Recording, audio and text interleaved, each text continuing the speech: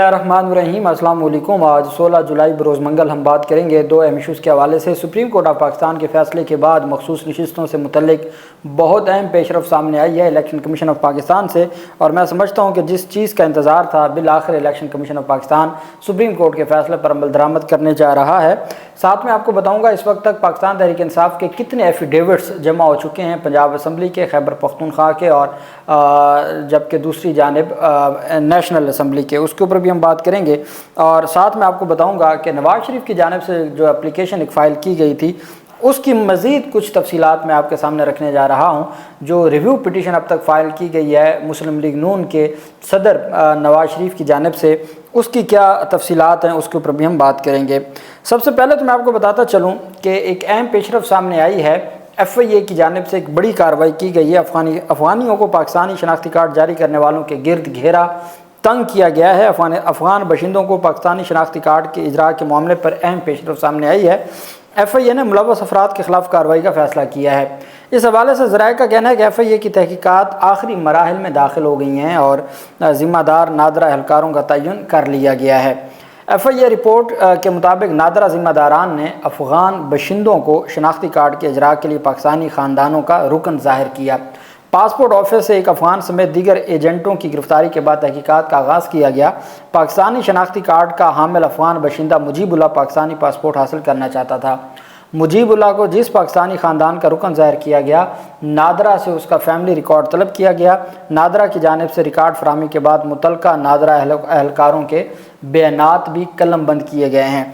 तहकीकात के आखिरी मरहले में मुबैना मुलव्वस नादरा एहलकारों की गिरफ्तारी अमल में लाई जाएगी। नादरा की जानिब से भी महकमा तहकीकात में मुतल्लिका एहलकारों के ख़िलाफ़ एक्शन लिया जाएगा। अब देखना यह है कि ये तमाम के तमाम जो मामलात हैं ये किस तरफ जाते हैं, और असल अहम चीज़ ये है कि किस तरीके से एक नहीं दो नहीं सैकड़ों हज़ारों जाली पासपोर्ट्स जारी हुए।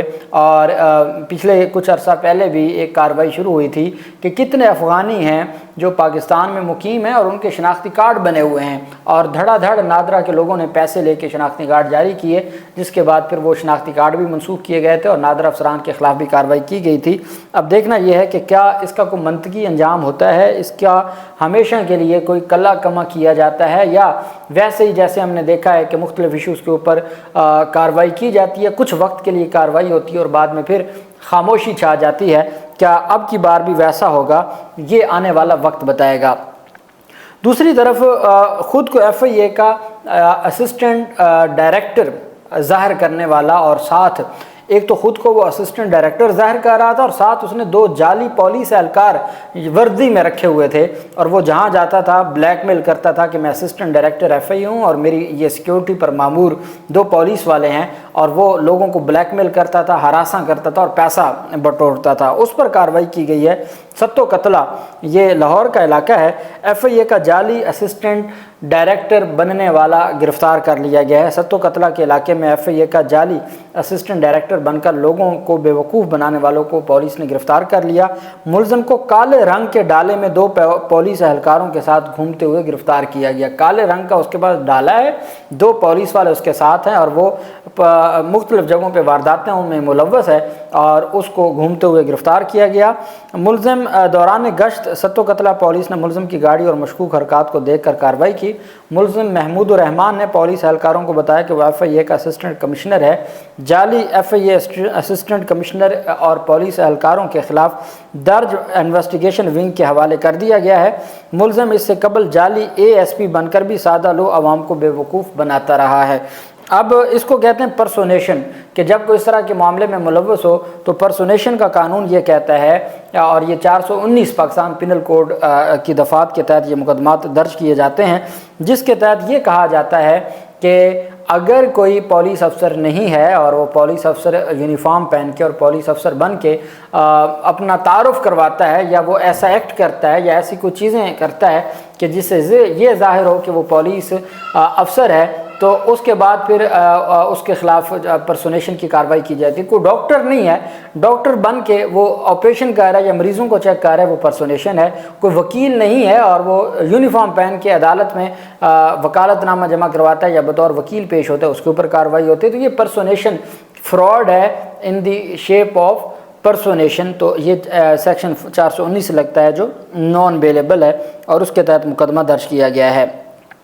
نواز شریف کی جانب سے جو درخواست دائر کی گئی ہے، ایک تو بات میں بڑی واضح کر دوں کہ ایڈہاک ججز کے حوالے سے جو تفصیلات سامنے آئی تھیں، اور بعض لوگوں نے یہ کہا کہ مخصوص نشستوں سے متعلق جو نظر ثانی ہے اس کے اوپر کوئی سماعت کرنے کے لیے شاید ایڈہاک ججز کو لایا جا رہا ہے، تو ان کو میں واضح کر دوں کہ یہ اپیلیں تھیں 185 کے تحت، یہ اپیلیں تھیں الیکشن کمیشن اور پشاور ہائی کورٹ کے فیصلے کے خلاف، اور یہ 184(3) کا فیصلہ نہیں ہے۔ 184(3) کا فیصلہ ہوتا تو پھر تو اپیل ہو سکتی تھی، انٹرا کورٹ اپیل دائر ہو سکتی تھی پریکٹس اینڈ پروسیجر قانون کے تحت۔ یہ ہے اپیل، پہلے سے ہی پشاور ہائی کورٹ کی ججمنٹ کے خلاف اپیل ہے، اپیل کے بعد ریویو ہو سکتا ہے۔ ریویو کا قانون یہ ہے کہ وہی جو بینچ ہے جس نے پہلے 13 رکنی بینچ نے فیصلہ دیا ہے وہی ریویو کر سکتا ہے، کوئی اور ریویو نہیں کر سکتا۔ تو اس وجہ سے اگر کوئی اور ججز ایڈہاک ججز آ بھی جائیں تو اس کے باوجود وہ اس پٹیشن میں نہیں بیٹھ سکتے۔ بہرحال مخصوص نشستوں کی پی ٹی آئی کو الاٹمنٹ کے فیصلے پر نواز شریف کی نظر ثانی میں یہ کہا گیا ہے کہ سنی اتحاد کونسل اور پاکستان تحریک انصاف الگ الگ سیاسی جماعتیں ہیں، آزاد امیدوار پہلے ہی سنی اتحاد کونسل میں شمولیت اختیار کر چکے ہیں۔ درخواست میں کہا گیا کہ جن ارکان کو پی ٹی آئی کا قرار دیا گیا انہوں نے کاغذات میں خود کو آزاد ظاہر کیا تھا، آزاد ارکان کو 15 دن میں شمولیت کا کہنا قانون کی خلاف ورزی ہے۔ درخواست میں مزید موقف اپنایا گیا کہ آئین بڑا واضح ہے، آزاد امیدواروں کی شمولیت 3 دن میں ہی ہو سکتی ہے۔ مخصوص نشستیں پاکستان تحریک انصاف کو دینے پر عدالت نے فریقین کے دلائل بھی نہیں سنے، سپریم کورٹ مخصوص نشستوں کے فیصلے پر نظر ثانی کرے۔ 12 جولائی کو سپریم کورٹ نے سنی اتحاد کونسل کی مخصوص نشستوں کے کیس میں پشاور ہائی کورٹ اور الیکشن کمیشن کا فیصلہ کالعدم قرار دیا تھا، اور میجورٹی ججمنٹ تھی 8-5 سے، اور 11 ججز نے الیکشن کمیشن اور پاکستان تحریک انصاف کا الیکشن کمیشن اور پشاور ہائی کورٹ کا فیصلہ غیر آئینی اور غیر قانونی ڈکلیئر کیا تھا، اس حد تک کہ پاکستان تحریک انصاف کو سیاسی جماعت کنسیڈر نہیں کیا جا سکتا، اس حد تک۔ اور 11 ججز نے سپریم کورٹ آف پاکستان کے، انہوں نے پاکستان تحریک انصاف کو ایک ویلڈ سیاسی جماعت قرار دیا تھا۔ تو اس کے بعد اب یہ جو کی گئی ہے درخواست دائر کی گئی ہے، اور اس درخواست میں اب صرف فگر نمبرز کا فرق تھا۔ جو قاضی فیض عیسیٰ صاحب اور مندو خیل صاحب کا یہ ماننا تھا کہ پاکستان تحریک انصاف ایلیجیبل تھی، اور پاکستان تحریک انصاف کو جو ایلیجیبلٹی سے ہٹایا گیا وہ الیکشن کمیشن کا فیصلہ غلط ہے۔ یحییٰ فریدی صاحب کا یہ موقف تھا کہ جنہوں نے پی ٹی آئی کے نامزدگی فارم میں پی ٹی آئی کا ڈکلیریشن دی ہے صرف وہی مخصوص نشستوں کے حقدار ہیں۔ 8 ججز نے کہا کہ جو آزاد تھے، جن کو آزاد جبری طور پر یا ایسے حالات سرکمسٹانسز بنا دیے گئے تھے کہ ان کو آزاد ہونا پڑا یا سنی اتحاد کونسل میں شامل ہونا پڑا، تو وہ سارے کے سارے لوگوں کو بھی پاکستان تحریک انصاف جوائن کرنے کا دوبارہ سے حق دیا گیا تھا۔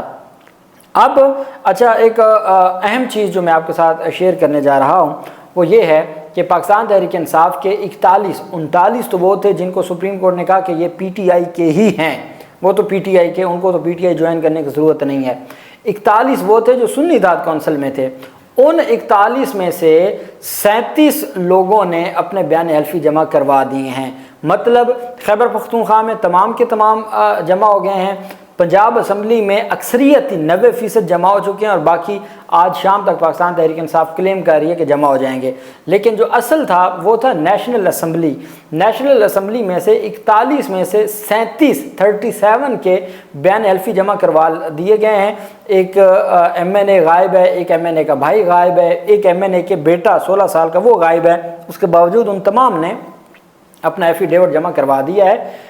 باقی جو 3-4 ہیں وہ بیرون ملک ہیں عمرہ کی وجہ سے، ایک تو شیر افضل مروت ہے، اور باقی وہ تو بیرون ملک ہے، اس کی جانب سے ایفیڈیوٹ آ جائے گا، اور 3 وہ ہیں جو عمرہ کی ادائیگی کے لیے گئے ہوئے ہیں، تو وہ ڈیفینیٹلی انہوں نے اگلے دنوں میں واپس آ کے 15 دن ختم ہونے سے پہلے وہ جمع کروا دینا ہے۔ تو یہ حقیقت ہے کہ پورا زور لگانے کے باوجود پاکستان تحریک انصاف کو بین کرنے کی فیصلہ حکومت کی جانب سے سنانے کے باوجود ایک ممبر بھی پاکستان تحریک انصاف کا نہیں توڑا جا سکا، اور یہ میں سمجھتا ہوں کہ 8 फरवरी को भी पाकिस्तान तहरीक इंसाफ ने हक अदा किया, एक वसीम कादर जो मुनहरफ हुआ था, इसके अलावा और कोई मुनहरफ नहीं हुआ था, और अब भी नेशनल और सूबाई असम्बलियों में जो पाकिस्तान तहरीक इंसाफ के लोग हैं वो डट गए हैं। जबकि इलेक्शन कमीशन ऑफ पाकिस्तान ने सुप्रीम कोर्ट के फैसला पर अमल दरामद के लिए अहम इजलास तलब कर लिया है जुमेरात को। इलेक्शन कमीशन ऑफ पाकिस्तान की जानिब से इजलास में सेक्रेटरी इलेक्शन कमीशन और लीगल विंग्स के हुकाम ब्रीफिंग देंगे। इजलास में सुप्रीम कोर्ट के ऑर्डर की रोशनी में उस पर अमल दरामद के पहलुओं पर गौर किया जाएगा। सुप्रीम कोर्ट ऑफ पाकिस्तान के फैसले पर अमल दरामद का हतमी फैसला कर लिया गया है। ये जो सुप्रीम कोर्ट ऑफ पाकिस्तान ने कहा है कि हम चैम्बर में मौजूद होंगे और 8 जो जजेस मौजूद हैं जिनका अक्सरियती फैसला है, आप उनको सीएम फाइल कर सकते हैं। अगर कहीं भी कोई एम्बिग्विटी आती है, कोई कन्फ्यूजन आती है, तो आप सीएम फाइल कर सकते हैं। वो अदालत की जानिब से इतना बड़ा रिलीफ दिया गया पाकिस्तान तहरीक इंसाफ को कि अब अगर कोई मसला बनता है, कोई रुकावट बनती है, कोई इशू बनता है, तो हर सूरत पाकिस्तान तहरीक इंसाफ सीएम लेके जाएगी। पहले तो पाकिस्तान तहरीक इंसाफ ने अपने बलबूते पर और अपने ही पावर के ज़रिए, अवामी ताकत के ज़रिए तमाम के तमाम जो मेंबरान हैं मेजॉरिटी के एफिडेविट ले लिए हैं।